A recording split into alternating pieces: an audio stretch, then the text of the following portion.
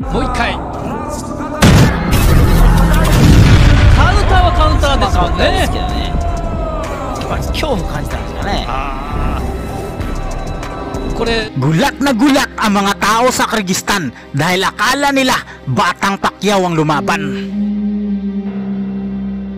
Panoorin niyong mabuti ang galaw ng batang Pinoy na ito sa matangkad at takbuhin na kalaban. Ito yung galaw ni Manny Pacquiao noong kanyang kalakasan. Kuhang-kuha niya ang mala Pacquiao na galawan. At sino ang nagtitraining sa kanya? Si Alex Ariza, ang legendary professional strength and conditioning coach ni Manny Pacquiao. Eto si Alex Ariza, ang professional strength and conditioning coach ni Manny Pacquiao, na siyang naging dahilan kung bakit siya naging 8th Division World Champion.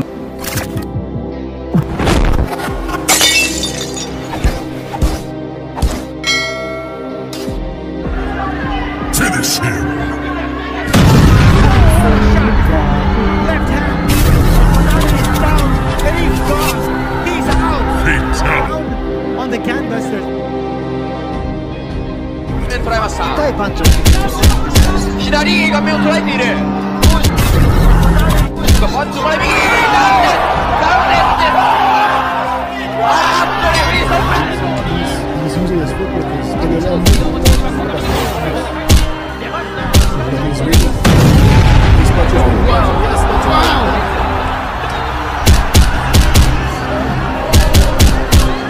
He gets again to there. Kenneth Lover ay ang pinagmamalaking batang boksingero ng General Trias, lalawigan ng Cavite.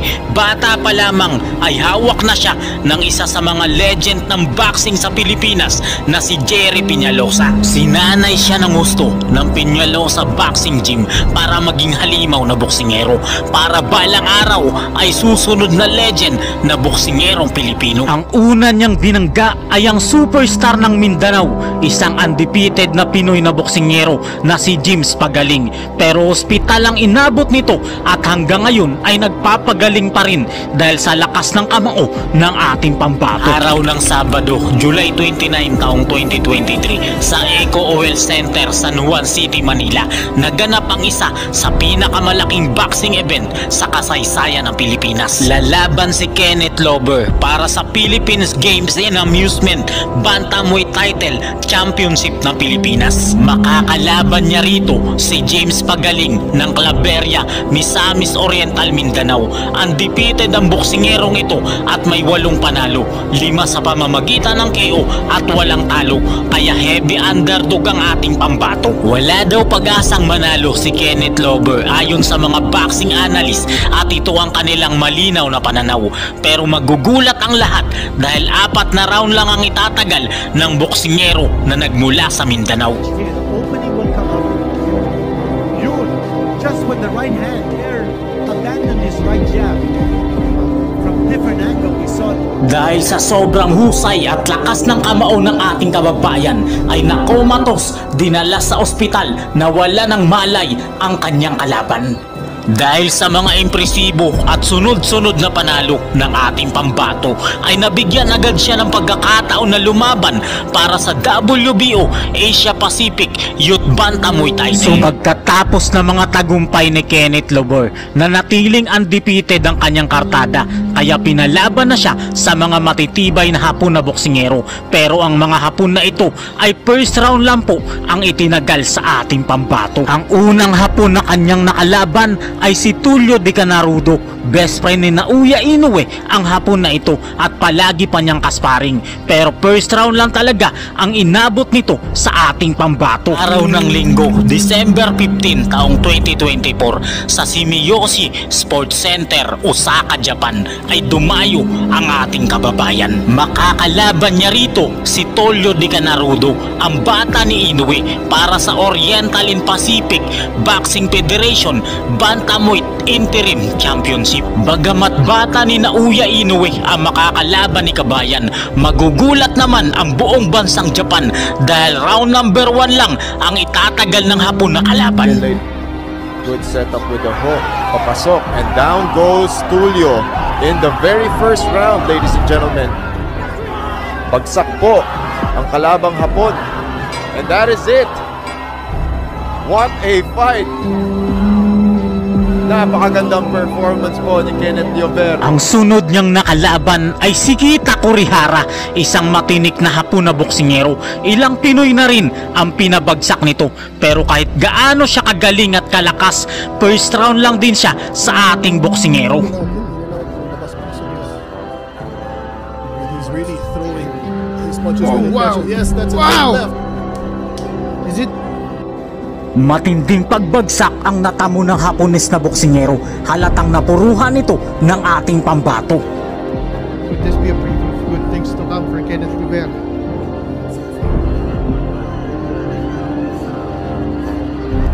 Hindi na tumitigil si Kenneth Llober. Oh! Agad nagpakawala ng sunod-sunod na kombinasyon ang ating kababayan na agad nagpabagsak sa Hapon na kalaban. Bilang ulit. That was a clean left. Very clean. Medyo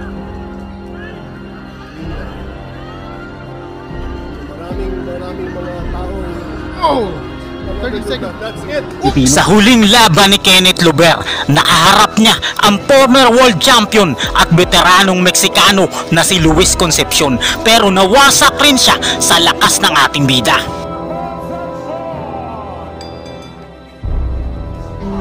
Big right hand. Cracking shot. So he's down. He's been down once. We'll try again. That's a shot missing, but look at him go. Llober is going for it. Llober swinging, throwing everything. And there's the knockout. もう一回カウンターはカウンターですもんね。やっぱり恐怖感じたんですかね。これでも眼下底骨折とかね、あるいはそういう風になったらかなり痛いって。 Ito na ang pinaka-inaabangang laban ni Kenneth Llober, mga kaibigan, kontra sa Argentina. Si Luciano Baldor, isang napakatangkad 6-footer, kalaban ni Kenneth Llober to. Ito, round number 1. Grabe yung postura ni Kenneth Llober, mga kaibigan, no? Sumusugod agad pero may pag-iingat pa rin. Grabe yung mga straight. Kahit napakatangkad ng kalaban, walang takot ang ating kababayan. Boom! To combination, mga kaibigan. Nakakat niya yung pambato ng Argentina. Lumalaban din, kaya lang napapatras talaga sa suntok ni Kenneth Llober. Walang laban tong matangkad na to sa ating kababayan, mga kaibigan. Sobrang tangkad, tinatalo na ng Kenneth Llober, oh. Nasa kondisyon talaga si Kenneth Llober dahil si Alex Ariza ang kanyang strength and conditioning coach, dating coach ni Manny Pacquiao. Ito talaga, professional talaga si Alex Ariza. Grabe mga galaw ni Kenneth Llober, oh. Tactical pero may halong lakas. Grabe, oh. Hindi makaporma ang kalaban. Kahit matangkad, may lakas din tong kalaban niya dahil former Olympian to ng Argentina. Bata ni Marcos Maidana to. Hindi rin basta-basta ang training nito, mga kaibigan. Kenneth Llober, oh. Magandang kanyang head movement, side to side, kaliwat kanan, mga kaibigan. Gulat yung mga Hapon, oh. Yung mga announcer, gulat sa Kenneth Llober. Ang tindi manuntok nito. Malaman ni Pacquiao. Kanina pa nila sinasabi na malaman ni Pacquiao daw ang galaw ni Kenneth Llober. Siguro nakikita nila yung batang version ni Manny Pacquiao kay Kenneth Llober, mga kaibigan. Kahit gaano katangkad tong kalaban, oh. Walang takot ang ating bida. Pababagsakin niya dito yung pambato ng Argentina. Yun talaga yung plan niya. I-knock out ang kalaban.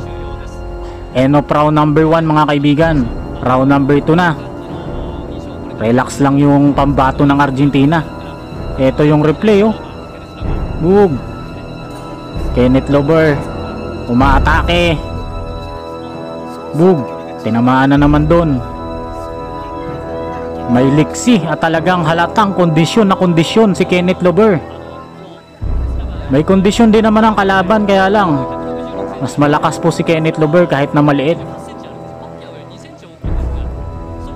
Ito na talaga yung boksingero na maaaring itapat kay Inoue. Ganda ng mga side step, oh. Yung mga footwork niya, ang ganda.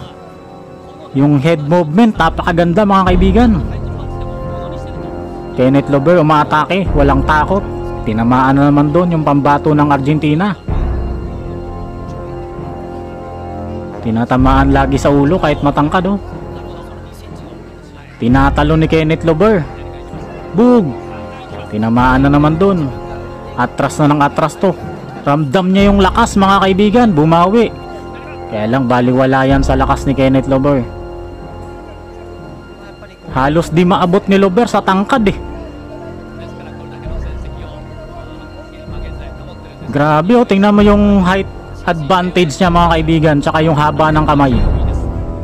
Makikita mo dito yung diskarte ni Kenneth Lover, yung sinasabi ng kanyang corner, oh. Maririnig mo eh yung ikat mo. Ganito talaga dapat yung laban ng boksingero. Dapat meron kang mga coaches sa corner mo na mga professional. Galing ni Kenneth Lover, may wrong future tong batang to. Bug, head movement, di tinamaan mga boss. Ikaw na Kenneth Lover. Bug, di makatakas yung kalaban, no? Nakakat niya pagka umaatras. Yun, no?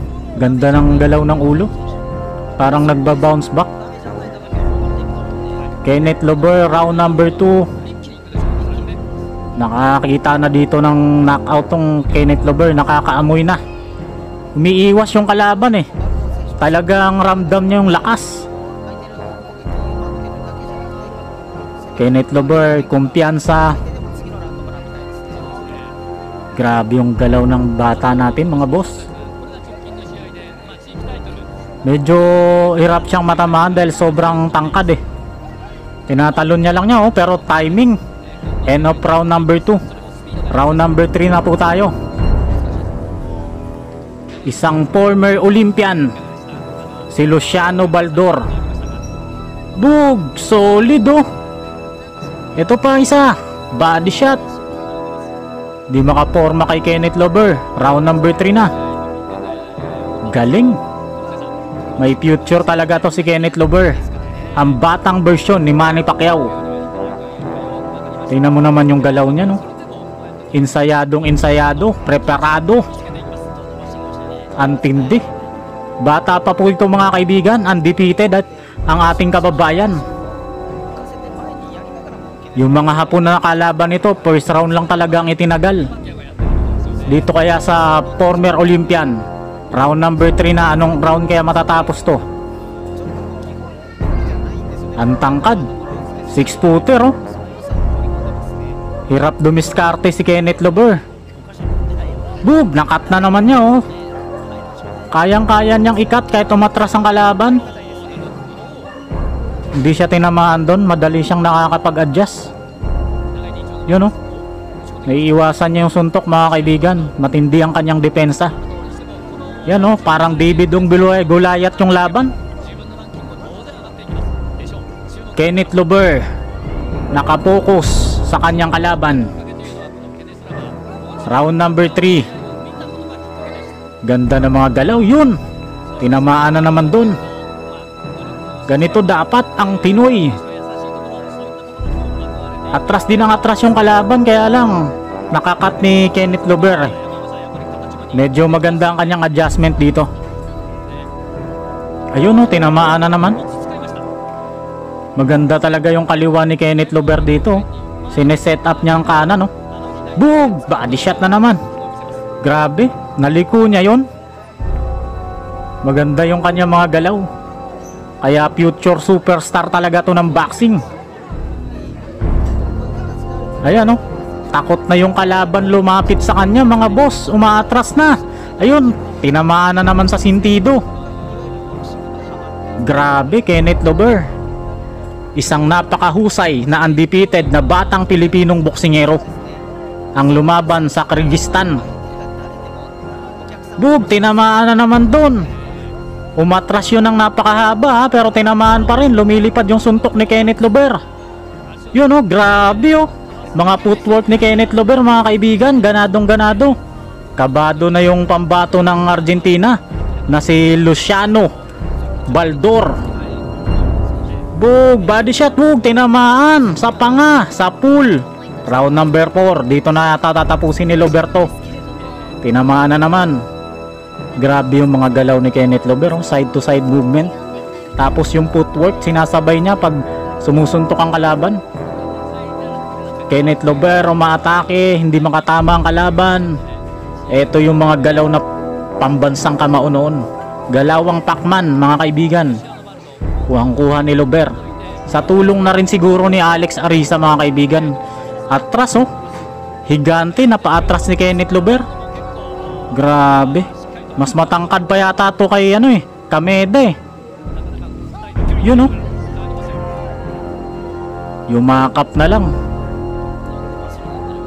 Ayun oh. Nako-corner. Ayun, na-corner naman si Lober. Umalis ka dyan, sabi ng corner. Ayun, nakinig si Lober sa kanyang corner. Grabing Lober to. Nakikinig siya sa mga coaches niya.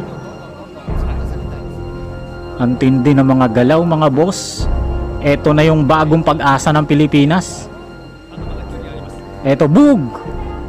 Ang lakas nun! Hilo yung kalaban oh. Grabe! Straight, parang jab lang pero napakalakas. Kenneth Lober, ang bagong pag-asa ng Pilipinas. Wala na, tapos na ang laban. Napakagaling mo Kenneth Lober, mabuhay ka. Ikaw ang bagong kampiyon ng Pilipinas.